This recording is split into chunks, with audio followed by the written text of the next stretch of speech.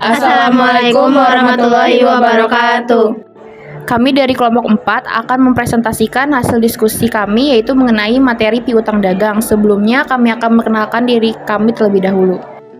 Nama saya Hana Oktaviani dengan NPM 2022824. Saya Astananda Dwi Kuncoro dengan NPM 20222830. Perkenalkan, nama saya Radini Tiarmawan dengan NPM 212222547. Saya Salwa Salsabila dengan NPM 212222773. Nama saya Safira Andita Putri dengan NPM 212222815. Saya Yudhistira Diaksa Kurniawan dengan NPM 222-22042. Pengertian piutang dagang. Piutang dagang adalah hasil atau pembayaran yang akan diterima oleh perusahaan dari konsumen atau klien yang sudah membeli barang atau jasa mereka secara kredit. Nah, misalnya tuh kayak sebuah perusahaan listrik menagih kliennya setelah klien menerima listrik. Nah, kayak gitu. Nah, biasanya tuh jangka waktu pembayarannya terbilang pendek. Ada pilihan beberapa hari, bulanan, dan beberapa kasus bisa sampai 1 tahun. Jenis-jenis piutang dagang. Yang pertama ada akun receivable atau piutang. Piutang biasanya terjadi karena adanya penjualan kredit. Yang kedua itu ada note receivable atau catatan piutang. Catatan piutang adalah pernyataan jumlah dari terutang dari pelanggan yang berupa dokumen resmi. Tidak seperti piutang dagang, catatan piutang hanya bisa diklasifikasikan ke dalam aset lancar dan neraca jika jumlah yang jatuh tempo dapat ditagih dalam waktu setahun. Nah, yang ketiga ada incollectible account receivable atau piutang tak tertagih. Piutang tidak tertagih terjadi karena pelanggan tidak membayar utang tertagih. Nah, dan yang terakhir itu ada piutang lain-lain. Nah, piutang ini meliputi piutang pajak, piutang karyawan, dan piutang bunga, serta memiliki sifat yang mirip dengan note receivable. Pada kali ini saya akan menyampaikan mengenai penjualan kredit dalam piutang dagang. Sebelumnya, piutang dagang adalah sejumlah uang yang terutang oleh pelanggan untuk pembelian yang dilakukan secara kredit. Piutang memiliki jalur kredit yang diberikan oleh perusahaan yang biasanya memiliki persyaratan dalam pembayaran dalam waktu periode tertentu. Hal-hal yang perlu diperhatikan dalam penjualan kredit, yang pertama ada standar kredit. Standar kredit di sini adalah kualitas minimal yang digunakan untuk menilai apakah peminjam layak untuk diberikan pinjaman atau tidak. Ini dapat dilihat dari berbagai aspek seperti karakteristik, purpose, prospek, protection, risk, and collateral creditor. Lalu yang kedua ada persyaratan kredit. Persyaratan kredit di sini yaitu meliputi penentuan periode kredit, potongan tunai, penetapan bunga yang akan diberikan perusahaan kepada peminjam. Lalu yang berikutnya ada kebijakan penagihan. Kebijakan penagihan di sini yaitu kebijakan kredit yang telah disepakati seperti berapa jumlah pinjaman yang telah diterima, periode kredit, dan persyaratan lainnya. Penagihan kredit dapat dilakukan melalui email ataupun penagihan langsung. Yang terakhir ada mengandalkan pihak ketiga. Investasi jangka panjang yang paling efektif dalam mengelola keuangan, terutama piutang perusahaan. Saat perusahaan mengeluarkan piutang, pencatatannya masuk dalam akun kredit. Sebaliknya, saat piutang dibayar, maka akunnya akan berpindah menjadi debit. Jika perusahaan memiliki piutang, artinya perusahaan telah melakukan penjualan secara kredit, tetapi belum menagih uang dari pembeli. Ketika sebuah perusahaan memberikan kredit kepada pelanggan, maka penjualan tersebut akan direalisasikan pada saat faktur dibuat. Perusahaan dapat memberikan tenor waktu kepada pelanggan yaitu untuk memperpanjang jangka waktu pinjaman.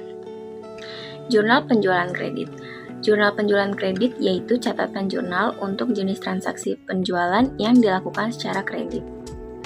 Untuk menjual barang secara kredit, pihak penjual dapat mencatat penjualan tersebut sebagai debit dalam kolom piutang dan kredit dalam kolom penjualan. Contoh kasusnya yaitu telah terjadi penjualan secara kredit oleh PT XYZ sebesar Rp7 juta dengan harga pokok sebesar Rp3.500.000. Maka pencatatannya adalah tercatat piutang usaha pada kolom debit sebesar Rp7 juta dan penjualan pada kolom kredit sebesar Rp3.500.000. Lalu harga pokok penjualan tercatat pada kolom debit sebesar Rp3.500.000 dan persediaan pada kolom kredit sebesar Rp3.500.000. Mencatat kerugian piutang dengan metode langsung. Definisi dari cadangan kerugian piutang.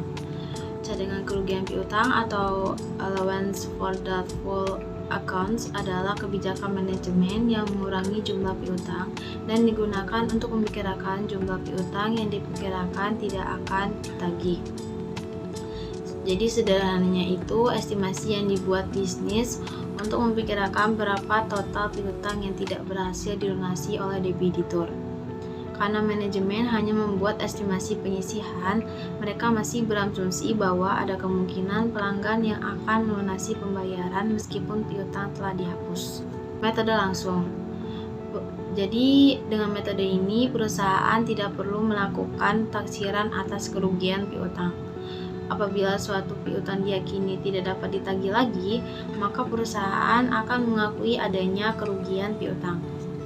Di sini saya akan menjelaskan mengenai mencatat kerugian piutang metode cadangan. Metode cadangan atau allowance method adalah metode di mana perusahaan melakukan perkiraan terhadap piutang yang ada pada setiap akhir periode pembukuan. Nah, perkiraan tersebut dicatatkan dalam jurnal penghapusan piutang sebagai beban kerugian piutang.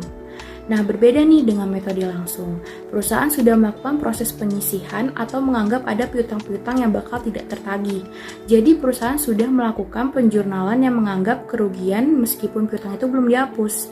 Jadi, kalau status piutang ini udah ragu-ragu nih, dia langsung dianggap disisihkan sebagai cadangan kerugian piutang. Lalu berikutnya, dalam menentukan cadangan kerugian piutang terdapat dua cara, yaitu metode taksasi atau mentaksasi presentasi baik dari saldo piutang maupun saldo penjualan.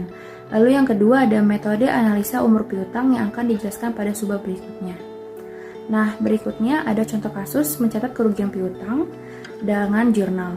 Nah, contoh kasusnya, pada tanggal 30 Januari 2022, PT ABC melakukan penjualan kredit kepada PT XYZ sebesar Rp10 juta.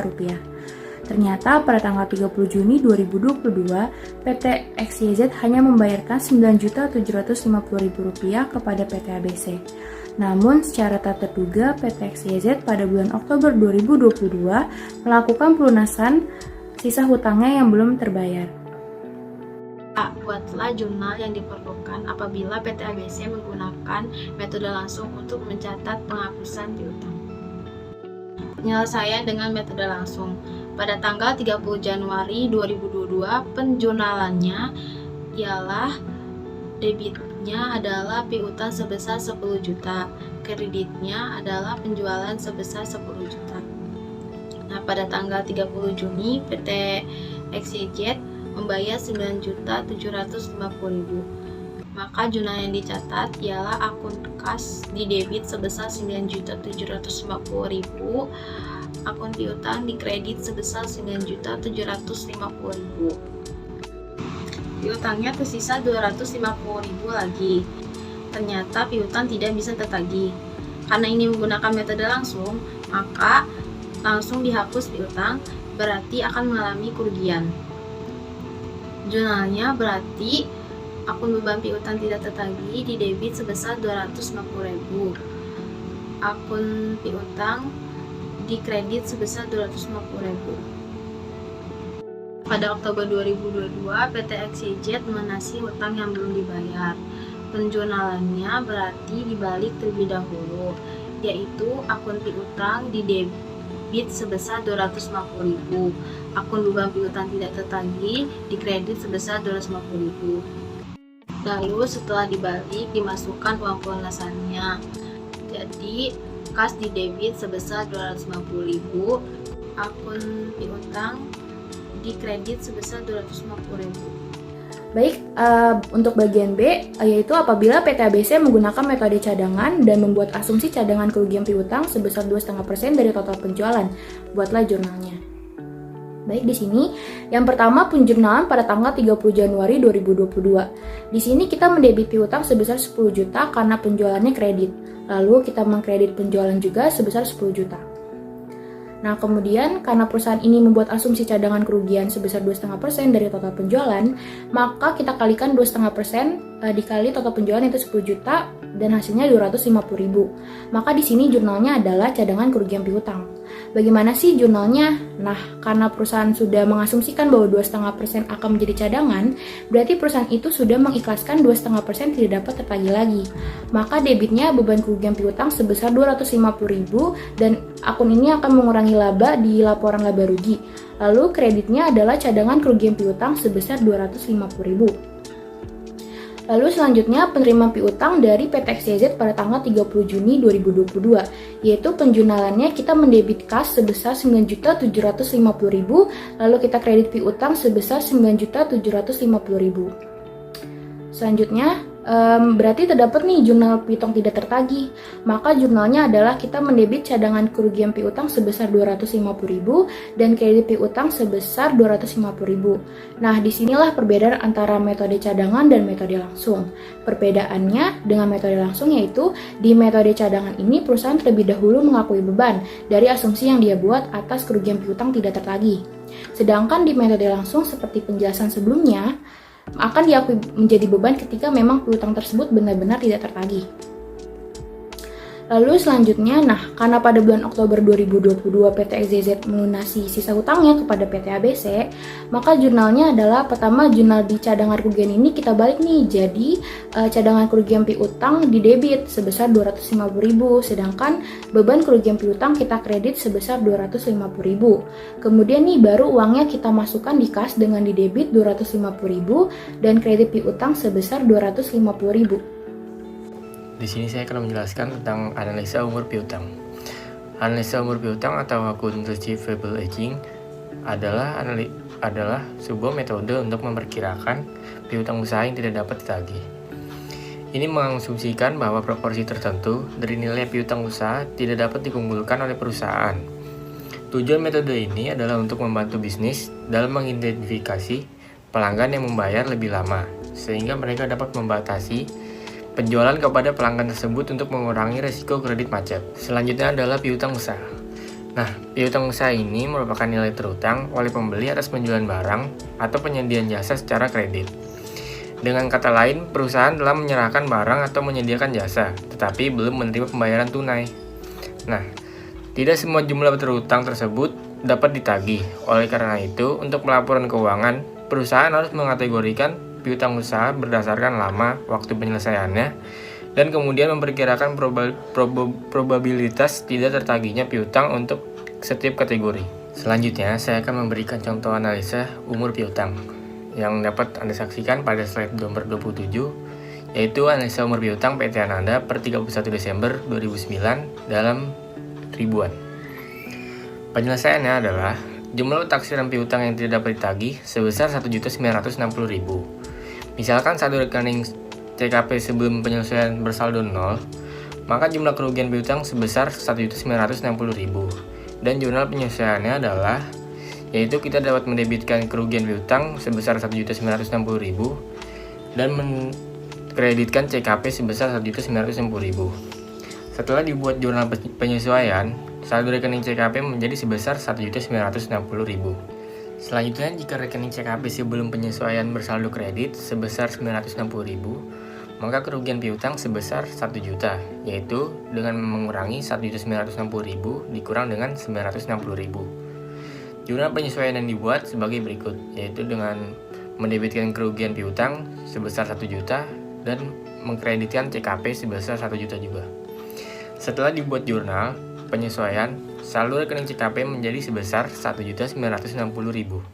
Nah, yang terakhir, jika rekening CKP sebelum penyesuaian bersaldo debit sebesar 540.000, maka kerugian piutang sebesar 2.500.000, yaitu dengan menambahkan 1.960.000 ditambah dengan 540.000. Jurnal penyesuaian dibuat sebagai berikut, yaitu dengan mendebitkan kerugian piutang sebesar 2.500.000 dan mengkreditkan CKP sebesar 2.500.000 juga.